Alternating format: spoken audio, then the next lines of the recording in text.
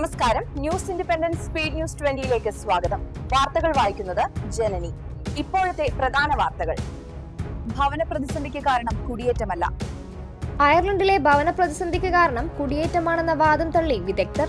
കുടിയേറ്റവും ഭവന പ്രതിസന്ധിയും തമ്മിലുള്ള ബന്ധം കുടിയേറ്റ വിരുദ്ധരുടെ വ്യാജ പ്രചാരണമാണെന്നും വിദഗ്ധർ ചൂണ്ടിക്കാട്ടുന്നു. ഭീഷണിയിൽ അന്വേഷണം. അയർലൻഡ് ഉപപ്രധാനമന്ത്രി സൈമൺ ഹാരിസിനും കുടുംബത്തിനുമെതിരായ ഭീഷണിയിൽ അന്വേഷണം. ഇന്നലെ രാവിലെയോടെയാണ് സോഷ്യൽ മീഡിയയിൽ സൈമൺ ഹാരിസിനും കുടുംബത്തിനുമെതിരായ ഭീഷണി സന്ദേശങ്ങൾ പ്രത്യക്ഷപ്പെട്ടത്. കനോലിക്കും ദി പോയിന്റിനുമിടയിൽ ബസ് സർവീസ്. കനോലിക്കും ദി പോയിന്റിനുമിടയിൽ പുതിയ ബസ് സർവീസ് ഇന്നു മുതൽ. ഇരു മേഖലകൾക്കിടയിലുമുള്ള ലുവാസ് റെഡ് ലൈൻ സർവീസ് ആരംഭിക്കാൻ കാലതാമസമുണ്ടാകുന്ന പശ്ചാത്തലത്തിലാണ് ബസ് സർവീസ് നടത്തുന്നത്. കൊടുങ്കാറ്റുകളുടെ പേരുകൾ പുറത്ത്. അയർലൻഡിൽ വരാനിരിക്കുന്ന കൊടുങ്കാറ്റുകളുടെ പേരുകൾ പുറത്ത്. യുകെയിലെയും നെതർലാൻഡ്സിലെയും ദേശീയ കാലാവസ്ഥാ സേവനങ്ങളുമായി ചേർന്ന് മെറ്റെയറാനാണ് പേരുകൾ പുറത്തിറക്കിയത്. എല്ലാ ഇടവകാംഗങ്ങളും കുർബാനയിൽ പങ്കെടുക്കണമെന്ന അഭ്യർത്ഥനയുമായി അയർലൻഡിലെ കത്തലിക് ചർച്ച്. ഞായറാഴ്ച കാർലോ കത്തീഡ്രലിൽ നടന്ന കുർബാനയ്ക്കിടെ ബിഷപ്പ് ഡെനീസ് ന്യൂട്ട്ലിയാണ് ഇതുമായി ബന്ധപ്പെട്ട സന്ദേശം പങ്കുവച്ചത്. അയർലൻഡിൽ ഇന്ന് ദേശീയ സ്ലോ ഡൌൺ ദിനം. ഇന്ന് രാവിലെ മുതൽ അർദ്ധരാത്രി വരെയാണ് പോലീസും റോഡ് സേഫ്റ്റി അതോറിറ്റിയും ചേർന്ന് അമിതവേഗ നിയന്ത്രണ ദൗത്യം നടത്തുന്നത്. അമിതവേഗത്തിനെതിരായ ബോധവൽക്കരണമാണ് ലക്ഷ്യം. വിമാനങ്ങൾ വഴിതിരിച്ചുവിട്ടു. പ്രതികൂല കാലാവസ്ഥയെ തുടർന്ന് ഡബ്ലിൻ വിമാനത്താവളത്തിലേക്കുള്ള വിമാനങ്ങൾ വഴിതിരിച്ചുവിട്ടു. ഇന്നലെ ശക്തമായ കാറ്റിനെ തുടർന്ന് 9 വിമാനങ്ങളാണ് വഴിതിരിച്ചുവിട്ടത്. AI ഉപയോഗം വർദ്ധിച്ചു. ജോലിസ്ഥലങ്ങളിൽ ആർട്ടിഫിഷ്യൽ ഇന്റലിജൻസിന്റെ ഉപയോഗത്തിൽ വലിയ വർധനവുണ്ടായതായി കണ്ടെത്തൽ. ജോലിസ്ഥലങ്ങളിൽ 40% ജീവനക്കാർ AI സാങ്കേതികവിദ്യ പ്രയോജനപ്പെടുത്തുന്നു. Mixed leaves തിരിച്ചുവിളിച്ചു. വിപണിയിൽ നിന്നും മിക്സഡ് ലീവ്സ് തിരിച്ചുവിളിച്ച് ഐറിഷ് ഭക്ഷ്യസുരക്ഷാ വകുപ്പ്. ഇലകളിൽ ലിസ്റ്റീരിയയ്ക്ക് കാരണമായ ബാക്ടീരിയകളുടെ സാന്നിധ്യം കണ്ടെത്തിയതിന് പിന്നാലെയാണ് നടപടി. ഓക്കോണൽ സ്ട്രീറ്റ് തുറന്നു.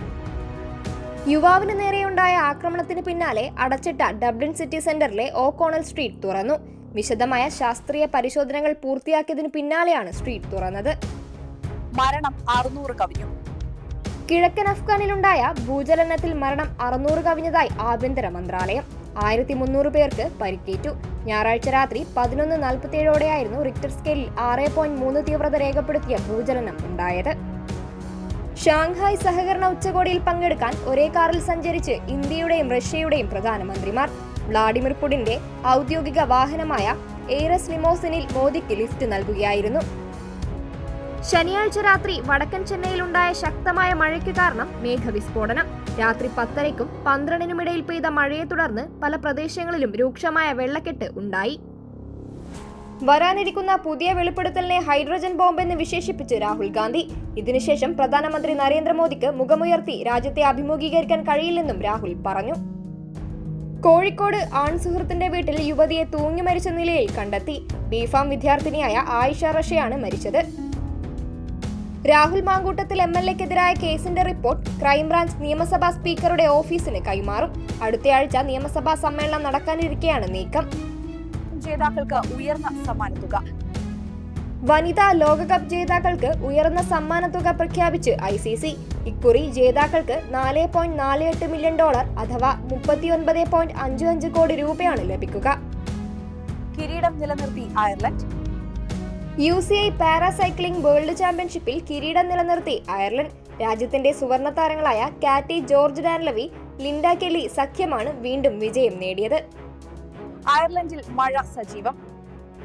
അയർലൻഡിൽ ഈ മാസം മുഴുവനും മഴ ലഭിക്കുമെന്ന് പ്രവചിച്ച് മെറ്റെയറാൻ. ശരാശരിയേക്കാൾ അധിക മഴയാണ് ഈ മാസം പ്രതീക്ഷിക്കുന്നത്. ബംഗാൾ ഉൾക്കടലിൽ ന്യൂനമർദ്ദം. ബംഗാൾ ഉൾക്കടലിൽ വീണ്ടും ന്യൂനമർദ്ദത്തിന് സാധ്യത. വടക്കുകിഴക്കൻ ബംഗാൾ ഉൾക്കടലിനും മ്യാൻമറിനും മുകളിലായി സ്ഥിതി ചെയ്യുന്ന ചക്രവാത ചുഴി അടുത്ത 24 മണിക്കൂറിനുള്ളിൽ ന്യൂനമർദ്ദമായി ശക്തി പ്രാപിച്ചേക്കുമെന്ന് കാലാവസ്ഥാ വകുപ്പ്. വാർത്തകൾ കഴിഞ്ഞു.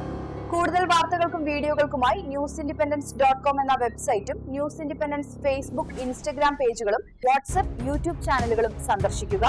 ലൈക്ക്, കമന്റ്, ഷെയർ, സബ്സ്ക്രൈബ് എന്നിവ ചെയ്യുന്ന കാര്യം പരിഗണിക്കുക. നമസ്കാരം.